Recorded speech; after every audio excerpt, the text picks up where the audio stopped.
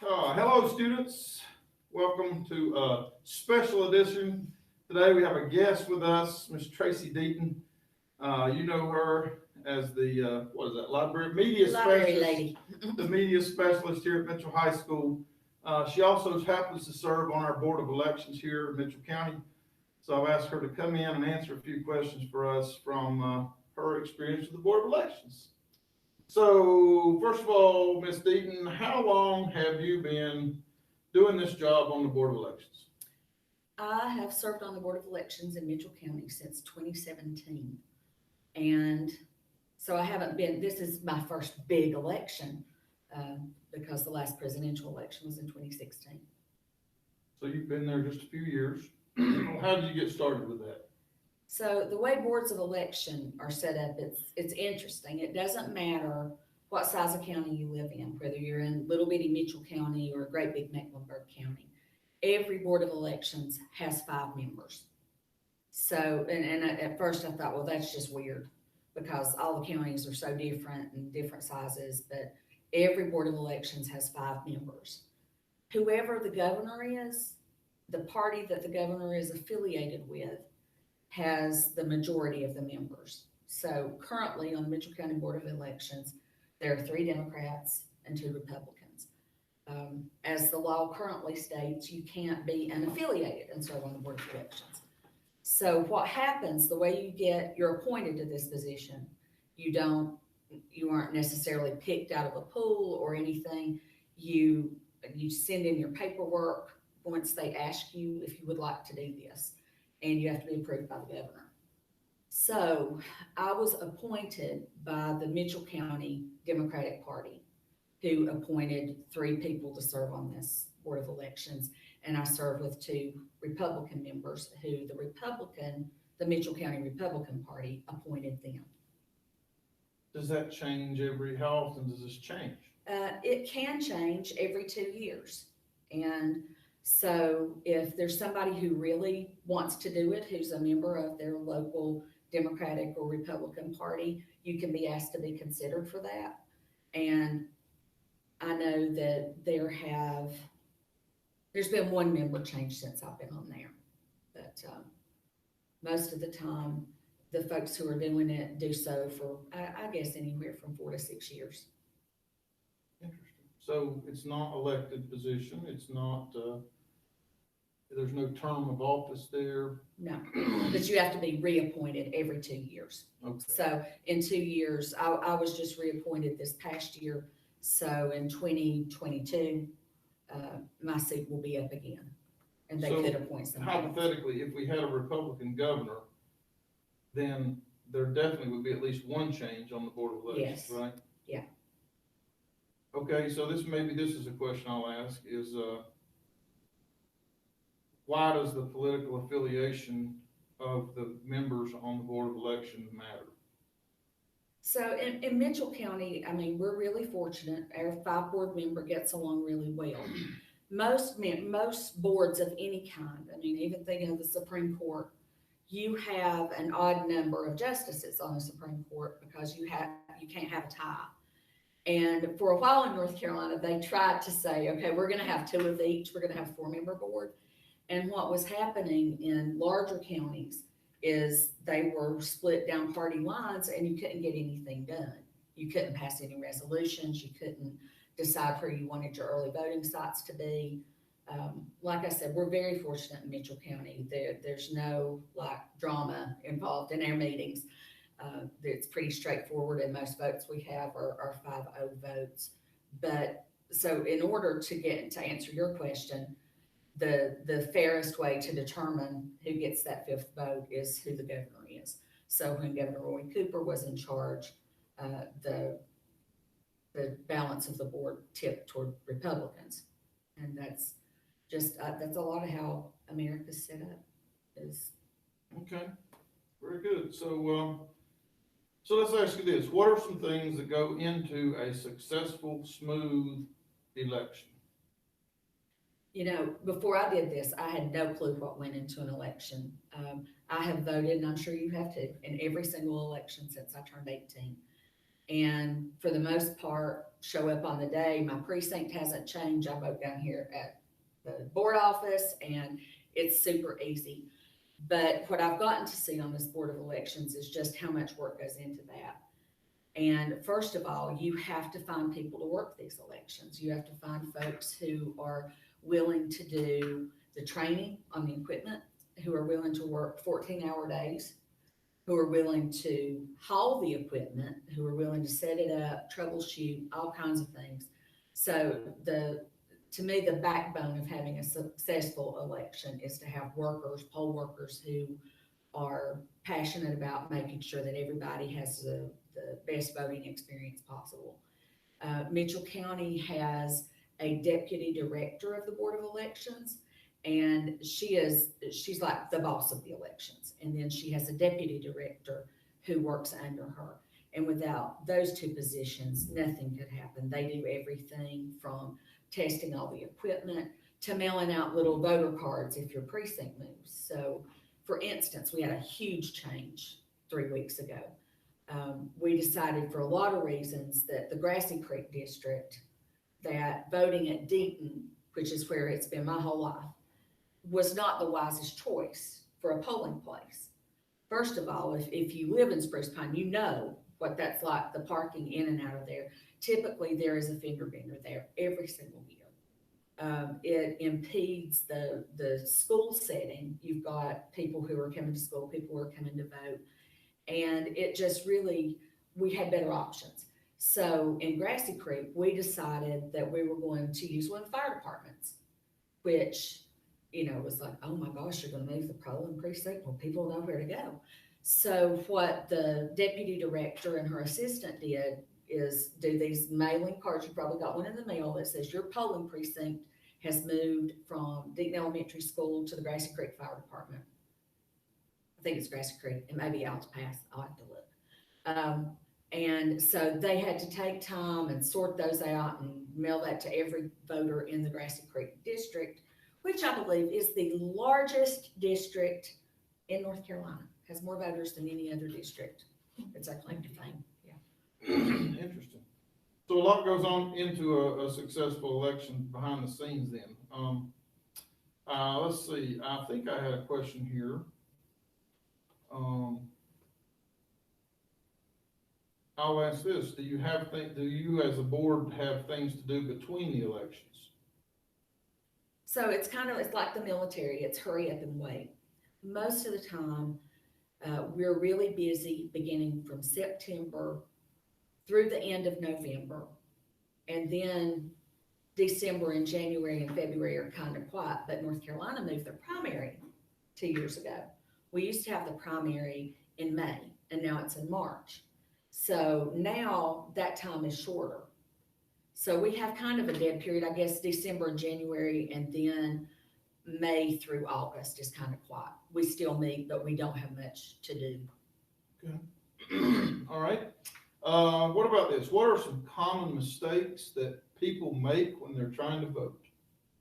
Showing up at the wrong precinct. So let's say that you moved, that you lived at the head of Cane Creek and you moved to town, you moved to Bakersville. And when you did that move, your voter registration address got changed, but you forgot and you went to the head of Cane Creek to vote again instead of showing up in Bakersville. And that is super easy to fix. You can vote wherever you show up on election day. If you show up at the wrong precinct, they will still let you vote. And that's called a provisional ballot. So what happens on election day is typically we'll have about 50 people in Mitchell County show up to the wrong precinct. They live somewhere and they showed up to vote somewhere else. And most of the time, like if, for instance, if you live like in Little Switzerland or in Pigeon Roost and you show up at the wrong place, you may not have time to get back there. So the poll workers let them vote and they put their ballot in a special envelope that says provisional ballot. And after the election is over, like the following Thursday, the Board of Elections meets and we look at those provisional ballots and we say, okay, that person is a registered voter in Mitchell County. They just showed up at the wrong precinct. Their ballot gets to count. Now, sometimes it might be a county and I moved counties and I thought I had to vote in I needed to vote in a different county. We can't count a ballot if somebody who is in Yancey County comes and votes in Mitchell County, because the local races won't be the same. Mhm. So the board meets and determines the eligibility of those provisional ballots. And that's why you won't see official election results until like 10 days after the election. And that's a whole other process called canvass. I didn't know that word before I was on board. Okay. Well, I think that goes to maybe our next question. Is there any other mistakes before we move off of that question? You said going to the wrong place. Going to the wrong place is usually it. Okay. On occasion, there will be, like my husband's a junior, Sam is a Clarence Deyton junior. Mhm. And sometimes in the computer, somebody may accidentally check the father instead of the son, but we're always able, I've never seen a situation that we couldn't remedy. And again, if you show up to vote somewhere on election day, they're gonna let you vote. Now, whether or not, the Board of Elections has to determine if you were an eligible voter in that district. And if you are, then your vote counts. So that goes to this question. How are ballots counted, and do people know who I voted for? Only if you tell them. So the ballots, we have, in North Carolina, we have early voting, which starts October the 15th and runs until the Saturday before the election. So I think this year it's like October 15th through, I can't remember what that Saturday is. Anyway, it runs and people go in and vote. And when they vote, it's just like voting in person on the day of. When you go to vote, you will present, you say, this is my name, and they'll ask you for your address, your complete name and your address. That's kind of how they verify who you are. The addresses should match. You sign a little sheet that's called I don't remember what it's called. Anyway, when you go vote, wherever you vote, if it's in person or early voting, you have a signature that you sign that matches the signature we have on record. In North Carolina, you do not have to show photo ID. They can verify who you are by what is in that database. So then you vote, you get your ballot, you go vote, and you take that and you push it through the voting machine. And it goes through the voting machine and it stays there until election day if you early voted. So there are 2 early voting places in Mitchell County. One is at the fire department in Spruce Pine, one is at the old courthouse in Bakersville. And so there are 2 ballot boxes there. So all that time for those 2 weeks, when you go in and vote, you slide the ballot through. Nobody sees who you vote for. Okay? Those are not counted until the day of the election. Because what would happen if we let those results out? Some people might choose not to go vote because they think, well, my guy's not going to win, or there's no need for me to vote. The same process happens the day of voting on that Tuesday. You go in, they ask your full name and address. They'll give you a signature sheet to sign. You'll sign it. They'll match the signatures. Then you go and vote and put it in the tabulator. And that night after the last voter votes, they have a little key and they close the polls off. And it's pretty tech savvy. It spits out the results when you close the poll. So you have these tapes that look like adding tapes that are feet and feet and feet long, dozens of feet long. And then they have a little memory card in them, much like your phone would or your camera would, that they take that card out and they put it in a secure server so that nothing is transmitted over the internet. So it's very secure. I think one of the things that I would reiterate to everybody is I never realized how secure elections were. They are incredibly secure. It would be very, very difficult to interfere with like the equipment and the ballots. Okay. So what happens on election day and election night, and what do you do then? Because you said we vote, you kind of went over that, you talked about the voting, but what happens then? After you mentioned canvassing, explain that a little bit. So even after the election night is over and we publish unofficial results, they'll publish results by precinct and by district and by state and by nation. They'll publish all of that and it's unofficial. What we still have to do is, before we can make those official, is we have to go through all provisional ballots, and we also have to count any absentee ballots that show up postmarked by election day. So we have lots of military members who serve overseas. We have people, for whatever reason, their absentee ballot didn't get mailed until the day of the election. And as long as it's postmarked by that day, and we have it in our hands by canvas, that vote will count. So when you hear, a lot of times you'll hear on TV, this race is too close to call, it's too close to call, we can't tell who's gonna win. That's because those boards of election haven't met and looked at those provisional ballots to see who would count, and looked at any absentee ballots that come in. Once we do that process, then we release the official election results. Okay, two more questions here. What are some things you wish people understood about voting? Maybe one thing, maybe a couple. I do think there's a lot of distrust right now in the voting process, and I wish that folks understood how secure it is. It would be incredibly difficult to have any kind of voter fraud. That's the thing I wish that people understood, is that you are in this database, we have a signature to compare, we verify your address. I wish that people understood, even though my common sense says, oh, it's not a big deal to ask somebody for an ID. You have to have an ID to do this, you have to have an ID to do that. But I, at one time, had a 90-year-old grandmother who didn't have any kind of ID. She never drove. She never had a photo ID, and especially in rural areas like this, you have people like that who don't have an ID. And I wish that people understood that it's still a secure process, even if you don't have a photo ID with your identification on it. Okay. Is there anything you would change about the way we vote in America? If you could be in charge of the election process, well, and you've seen it from the inside, obviously, but if there's something you could change, what might be something you would change about how we vote in America? Election day would be a national holiday. There are too many families whose work schedules do not allow for them to come vote. If you work and a lot of people work two jobs. If election day was, just a national holiday, I mean, even Walmart closes, then I feel like everybody would have the opportunity to vote. And right now, I feel like that folks who are working two jobs or don't have flexibility within their job to leave and go vote, they're not getting to vote. And that would be the one thing I would change. Very good. Well, I appreciate you coming down. I have one more thing. Yes, go that ahead. I think that She has people one more I have thing. one more thing. You probably heard people, or you've seen information that says things like, say no to mail-in voting, don't mail-in vote, it's not safe, it's not secure. Some politicians really encourage or discourage mail-in voting. North Carolina has done mail-in voting forever. It's absentee voting. So there's a whole different process for voting absentee. And that process is that you have to fill out an application. So you can download that online. If you have a family member who can't get to the polls and they can't go early vote because they're physically not able, then you can go to Mitchell County's Board of Elections site. You can download and print an application.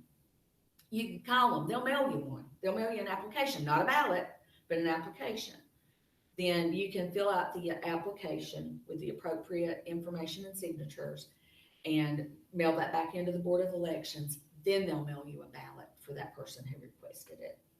When that ballot comes in, the envelope has all this information on it. There are certain places that you have to sign. You have to have a witness. So if I voted absentee, I'd have to get another person to sign the envelope saying, hey, I witnessed her do her voting. It's not like you just get a ballot and hand them out and send them in. You can't do that. And so as the Board of Elections, when those absentee ballots come in, we look at each envelope. There's signatures of the voter that we can compare in the voter database and say, yes, that's Ed Duncan. That's his signature. This is his envelope. And we can verify that person is a voter in Mitchell County, and then that ballot is put in the tabulator just like the day of and just like the one-stop voting. Lots of people have to absentee vote for all kinds of reasons. And a lot of older people think, well, I want to make sure I get to vote. What if something happens to me before then? And so they can get that absentee ballot and vote. There are states who do mail registered voters ballots. I think Washington State is a state that mails every registered voter a ballot, but they also have a process and check that checks the legitimacy of those ballots as they come in. We have had a lot of absentee requests this year, so we're anticipating it's gonna be a big election. Very interesting. So, good information, folks, and I hope you can have learned a little something today about the voting process. If you have other questions, the Board of Elections has a website, right? We do, and we meet from now until the election, every Tuesday at 5 o'clock, and those meetings are open to the public Okay. at the courthouse, at the old courthouse. in Awesome. Bakersfield. All right. Thanks, Ms. Deyton. You're welcome.